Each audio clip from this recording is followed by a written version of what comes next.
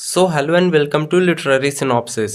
तो दोस्तों, आज की इस वीडियो में हम लोग एक बहुत ही इम्पॉर्टेंट टॉपिक को डिस्कस करेंगे जिसका नाम है ट्रेंड्स इन विक्टोरियन नोबल, यानी कि विक्टोरियन एज में किस तरीके का नोबल्स लिखा जाता था और विक्टोरियन एज का नोबल्स कौन कौन से थीम्स पर बेस्ड होता था। तो दोस्तों, आपको इस वीडियो का कंप्लीट नोट्स भी डिस्क्रिप्शन बॉक्स में मिल जाएगा, तो आप वहां से उसे डाउनलोड भी कर सकते हैं। तो दोस्तों, एक लाइक तो बनता है इस वीडियो के लिए, क्योंकि इस वीडियो को बनाने में काफ़ी ज़्यादा मेहनत लगा है। और अगर आप नए हो तो इस चैनल को सब्सक्राइब भी कर सकते हो। तो दोस्तों, ट्रेंड्स इन विक्टोरियन नोबल को स्टार्ट करने से पहले मैं आपको विक्टोरियन एज के बारे में बता देता हूँ। तो दोस्तों, विक्टोरियन एज उस टाइम को बोला जाता है जब इंग्लैंड में क्वीन विक्टोरिया का शासन चलता था, और उस टाइम पे जो भी नोबल्स लिखा जाता था उसे ही विक्टोरियन नोबल्स कहा जाता है। तो दोस्तों, क्वीन विक्टोरिया का शासन चला था फ्रॉम 1837 टू 1901 एंड इसी टाइम पीरियड को विक्टोरियन एज कहा जाता है।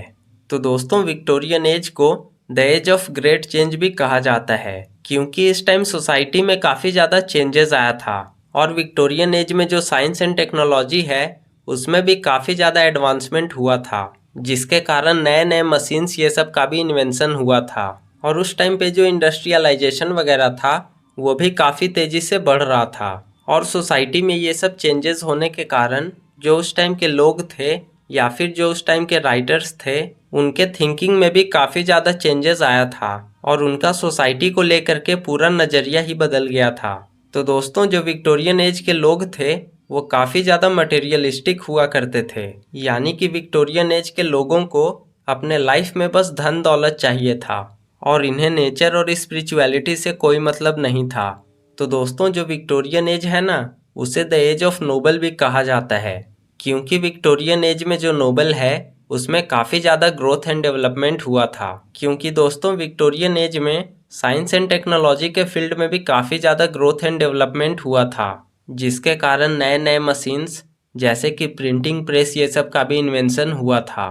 तो दोस्तों, विक्टोरियन एज में जो नोबल्स का इतनी तेज़ी से ग्रोथ एंड डेवलपमेंट हुआ था उसके पीछे प्रिंटिंग प्रेस का काफ़ी ज़्यादा कंट्रीब्यूशन था, क्योंकि प्रिंटिंग प्रेस के कारण ही जो इतने लंबे लंबे नोवेल्स हुआ करते थे उसको प्रिंट करके पब्लिश करवाना पॉसिबल हो पाया था, वो भी बहुत ही कम कॉस्ट में। और प्रिंटिंग प्रेस के कारण ही जो उस टाइम के लोग थे उनके लिए न्यूज़पेपर, मैगजीन्स एंड नोवेल्स वगैरह इजीली एक्सेसिबल हो पाया था। और क्योंकि रीडर्स को भी नोवेल्स वगैरह बहुत ही कम प्राइस में मिल जाता था, तो वो लोग भी इन सब चीज़ों को पढ़ने में अपना इंटरेस्ट दिखाया करते थे।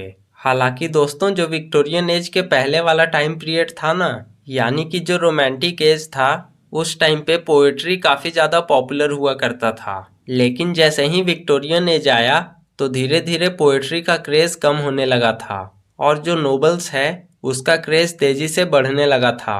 तो दोस्तों, यहाँ पर आप लोग Victorian age and romantic as के बीच में कंपेयर एंड कंट्रास्ट कर सकते हो कि जो रोमांटिक एज था उसमें पोएट्री डोमिनेंट था, लेकिन वहीं दूसरे तरफ जो विक्टोरियन एज था उस टाइम पे नोवेल्स डोमिनेंट था।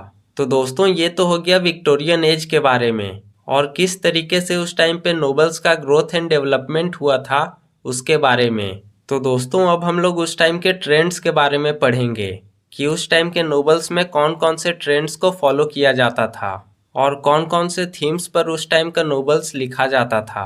तो दोस्तों, विक्टोरियन नोवेल में जो सबसे पहला ट्रेंड फॉलो किया जाता था वो है रियलिज्म। तो जो विक्टोरियन नोवेलिस्ट थे वो लोग रियलिस्टिक नोवेल्स लिखा करते थे, यानी कि वो लोग अपने नोवेल्स में कोई भी एक्स्ट्रा ऑर्डिनरी फिक्शनल स्टोरीज को नहीं लिखा करते थे और वो लोग ज़्यादातर जो नोवेल्स लिखा करते थे वो कॉमन पीपल के डे टू डे लाइफ पर बेस्ड होता था। और नोवेल्स के अंदर जो भी कैरेक्टर्स दिखाए जाते थे वो भी कॉमन पीपल ही हुआ करते थे, यानी कि विक्टोरियन नोवेलिस्ट अपने नोवेल्स में कोई भी एक्स्ट्रा ऑर्डिनरी हीरोइक कैरेक्टर्स को ना दिखाकर वो लोग अपने नोवेल्स में कॉमन पीपल के लाइफ को दिखाया करते थे, ताकि जो रीडर्स है वो उन नोवेल्स के स्टोरीज को अपने लाइफ से रिलेट कर सकें और उसे ज़्यादा बेहतर तरीके से समझ सकें। और दोस्तों, जो नोवेल्स का सेटिंग भी रखा जाता था वो भी कॉमन प्लेस ही होता था। तो दोस्तों, जो विक्टोरियन नोवेलिस्ट थे वो लोग अपने नोवेल्स में सोशल इश्यूज को दिखाया करते थे, जैसे कि लव हो गया, मैरिज हो गया, डाइवोर्स हो गया या और भी जो सोसाइटी में प्रॉब्लम्स होता है उसे दिखाया करते थे। तो दोस्तों रियलिस्टिक नोबल्स के कुछ बेस्ट एग्जाम्पल्स हैं, जैसे कि जैन आयर, जिसे लिखा था शार्लोट ब्रोंटी ने। तो इस नोवेल में एक जेन नाम की लड़की थी और उसी के लाइफ स्ट्रगल्स को इस नोवेल में दिखाया गया है। फिर चार्ल्स डिकेंस ने भी बहुत सारे रियलिस्टिक नोवेल्स को लिखा था, जैसे कि Great Expectations, Pickwick Papers, Oliver Twist etcetera.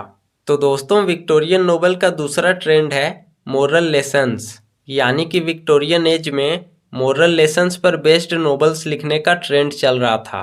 और जो भी उस टाइम के नोवेलिस्ट थे वो लोग अपने नोवेल्स में मोरल वैल्यूज को ऐड करते थे, ताकि जो रीडर्स हैं वो उन नोवेल्स को पढ़कर कुछ अच्छी बातों को सीख सकें और सोसाइटी में कुछ अच्छे बदलाव आ सके। तो दोस्तों मोरल वैल्यूज को ऐड करने के पीछे विक्टोरियन नोवेलिस्ट का मेन मकसद ये था कि वो लोग चाहते थे कि सोसाइटी में जो भी इविल प्रैक्टिसेस है या फिर जो भी इमोरल वैल्यूज है वो सब कम हो सके, जैसे कि चोरी हो गया, स्लेवरी हो गया, प्रोस्टिट्यूशन हो गया, इनइक्वलिटी हो गया, या फिर और भी जो अलग अलग तरह का क्राइम्स होता था उसको विक्टोरियन नोवेलिस्ट कम करना चाहते थे और सोसाइटी में बदलाव लाना चाहते थे।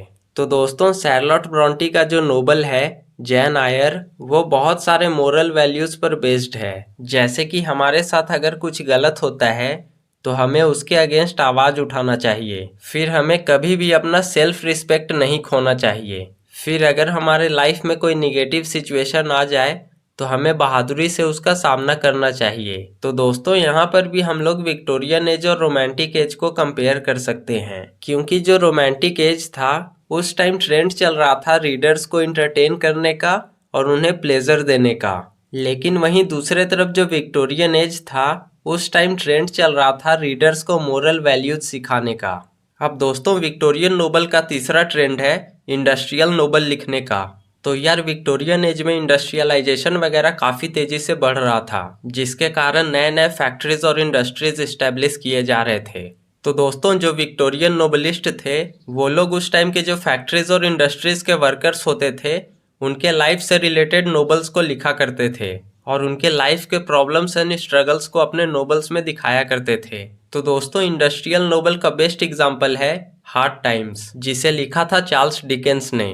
तो इस नोवेल में चार्ल्स डिकेंस ने दिखाया है कि किस तरीके से जो उस टाइम के फैक्ट्रीज और इंडस्ट्रीज के ऑनर थे वो अपने वर्कर्स को एक्सप्लॉइट किया करते थे।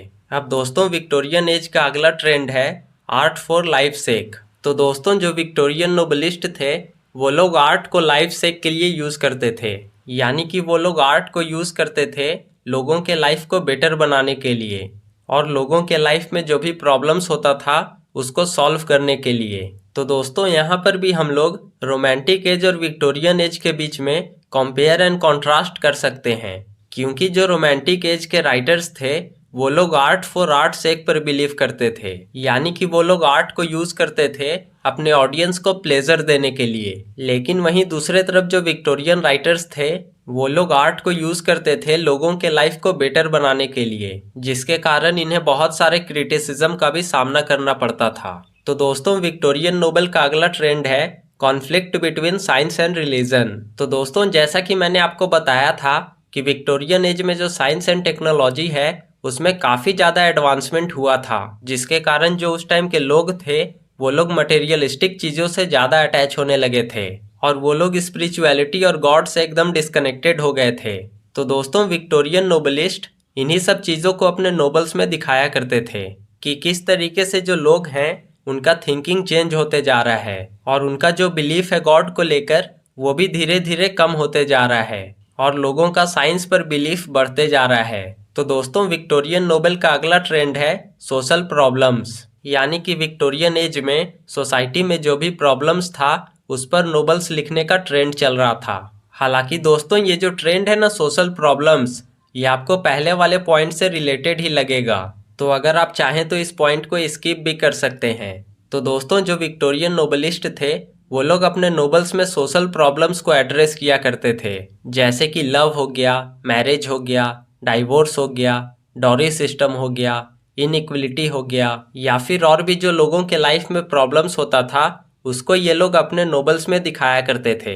तो दोस्तों विक्टोरियन एज में गॉथिक नोवेल्स लिखने का भी ट्रेंड चल रहा था। तो यार गॉथिक नोवेल्स उसे कहा जाता है जिसमें मिस्टीरियस, सुपरनैचुरल या फिर हॉन्टेड चीजों को दिखाया जाता था। तो दोस्तों गॉथिक नोवेल्स का सबसे बेस्ट एग्जाम्पल है वदरिंग हाइट्स, जिसे लिखा था एमिली ब्रॉन्टी ने।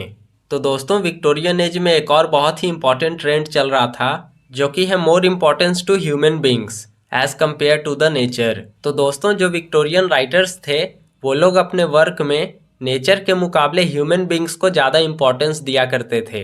तो यार यहाँ पर भी हम लोग विक्टोरियन एज और रोमांटिक एज को कंपेयर कर सकते हैं, क्योंकि जो रोमांटिक एज के राइटर्स थे वो लोग अपने वर्क में नेचर को ज़्यादा इम्पोर्टेंस दिया करते थे, लेकिन वहीं दूसरे तरफ जो विक्टोरियन राइटर्स थे वो लोग अपने वर्क में ह्यूमन बींग्स को ज़्यादा इम्पोर्टेंस दिया करते थे।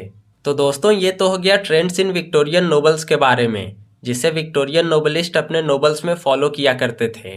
तो अब मैं आपको कुछ फेमस विक्टोरियन नोवेलिस्ट और उनके नोवेल्स के बारे में बता देता हूँ। तो दोस्तों विक्टोरियन एज के जो सबसे फेमस नोवेलिस्ट थे उनका नाम है चार्ल्स डिकेंस। तो इनका बहुत सारा फेमस नोवेल्स है, जैसे कि Oliver Twist, Pickwick Papers, Bleak House, Hard Times etcetera. अब नेक्स्ट फेमस नोवेलिस्ट हैं थॉमस हार्डी। तो दोस्तों इन्होंने भी बहुत सारे फेमस नोवेल्स को लिखा था, जैसे कि Under the Greenwood, Far from the Madding Crowd, The Mayor of Casterbridge etcetera. अब नेक्स्ट फेमस नोवेलिस्ट हैं तीन सिस्टर्स, जिनका नाम है Anne Bronte, Charlotte Bronte and Emily Bronte. और दोस्तों इन्हें ब्रॉन्टी सिस्टर्स के नाम से भी जाना जाता है। तो एनी ब्रॉन्टी का फेमस नोवेल है The Tenant of Wildfell Hall. फिर शार्लोट ब्रॉन्टी का फेमस नोवेल है जैन आयर। और एमिली ब्रॉन्टी का फेमस नोवेल है वदरिंग हाइट्स। फिर नेक्स्ट फेमस नोवेलिस्ट हैं जॉर्ज इलियट। तो दोस्तों इनका फेमस नोवेल्स है The Mill on the Floss and Middlemarch. तो दोस्तों ये हो गए विक्टोरियन एज के कुछ फेमस नोवेलिस्ट जिन्होंने विक्टोरियन नोवेल के ग्रोथ में अपना कंट्रीब्यूशन दिया था। तो दोस्तों आज का हमारा ये वीडियो यहीं पर खत्म होता है। तो आई होप आप लोगों को ये वीडियो पसंद आया होगा, और साथ ही आपको इस वीडियो का कंप्लीट नोट्स भी डिस्क्रिप्शन बॉक्स में मिल जाएगा, तो आप वहां से उसे डाउनलोड भी कर सकते हैं। So thanks for watching this video, and if you like this video please hit the like button and also subscribe to my YouTube channel.